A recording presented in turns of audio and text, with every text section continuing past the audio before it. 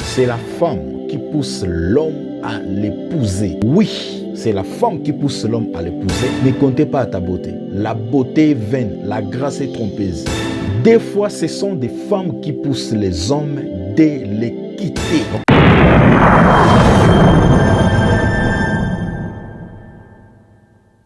C'est la femme qui pousse l'homme à l'épouser. C'est un sujet très important. Avant d'arriver au mariage, tu dois devoir passer par l'étape de la fiançailles. Numéro 1, nous allons voir la définition du mot fiançailles. Fiançailles, c'est-à-dire promesse mutuelle de mariage, faite avec une certaine solennité. Période qui s'écoule entre la promesse et le mariage. Voilà la définition du mot fiançailles. Numéro 2.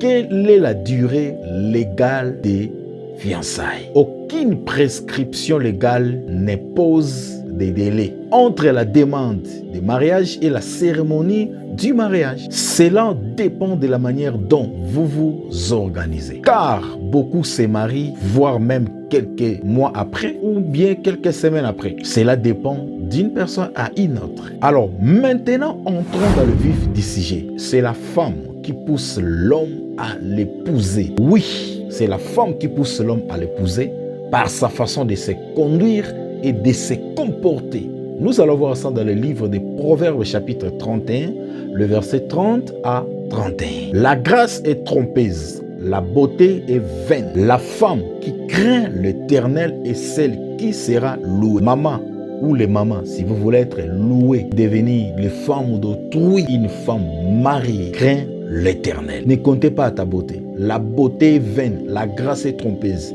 Mais la femme qui craint l'Éternel, marchez par la crainte de l'Éternel. Des fois, ce sont des femmes qui poussent les hommes de les quitter, rompre des relations amoureuses, fiançailles, même les mariages, par leur façon de voir l'avenir. Pour plusieurs femmes, leur vision du mariage, ça s'arrête juste au maquillage, aux habillements, au lait de beauté, cabello, la vie de sortie, la vie d'ambiance, la vie des camarades. Tu es devenu tellement fashion, tellement Facebook, tellement selfie, TikTok, WhatsApp, Instagram, raison pour laquelle les hommes vous détestent. À peine de commencer la relation amoureuse ou fiançailles, tu demandes directement à ton homme de prendre toutes tes responsabilités à main.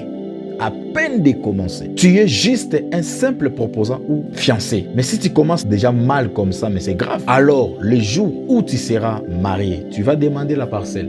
Le jour où tu vas mettre au monde, tu vas demander l'avion. Respecte-toi. Donne-toi du poids. Je répète.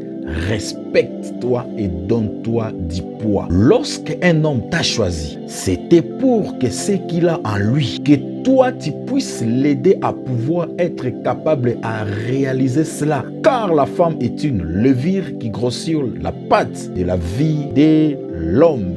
Vous êtes très important, les mamans. Il faut commencer à dire: depuis que je suis dans la vie de cet homme a changé, a réalisé ou a accompli de grandes choses à travers moi. C'est comme ça. Là, tu seras une bonne femme qui sera louée comme dit la Bible. Ne sois pas queureuse, impolie, envieuse, sans tendresse, sans affection. Les hommes vont vous détester. Après avoir vous détesté, là tu commences à dire: oh, tu as joué avec ma vie, tu m'as fait passer du temps pour rien, tu es moins sérieux, si je savais, j'allais pas t'accepter. Mais c'est ta faute. Que tu sois fiancé, marié ou proposant, si tu respectes pas ces règles, tu seras détesté. Ce n'est pas seulement pour les fiancés, mais même pour les mariés. Tu seras détesté. Même si tu es déjà marié, comporte-toi bien. Prochainement, je viendrai pour les papas. La femme est un être très important dans la vie de l'homme. Selon Genèse 2:18. Il n'est pas bon que l'homme soit seul. Mais quel genre de femme est-il?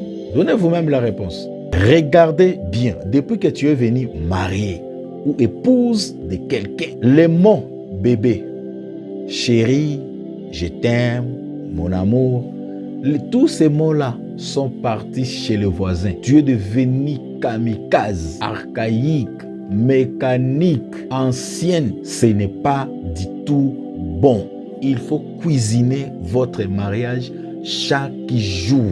Il ne fait pas la nuit là où on s'aime. Quatrième point pour terminer, faire l'amour avant le mariage pour les fiancés, pour les proposants, c'est un grand péché. C'est la fornication. La fornication ou l'impudicité, c'est-à-dire tout rapport sexuel avant le mariage. 1 Corinthiens 6, 18, la Bible nous dit « Fuyez l'impudicité. Quelque autre péché qu'un homme commette, ce péché est hors du corps. Mais celui qui se livre à l'impudicité pêche contre son propre corps. » Que le Seigneur vous bénisse abondamment. Partagez ces messages partout dans des groupes WhatsApp, Facebook, TikTok, Instagram, YouTube. Partagez ça pour que cet enseignement arrive partout, pour bénir les vies, les couples, les fiancés, etc. C'est la femme qui pousse l'homme à l'épouser par sa façon de se comporter et de se conduire. Je vous aime bien. Bye.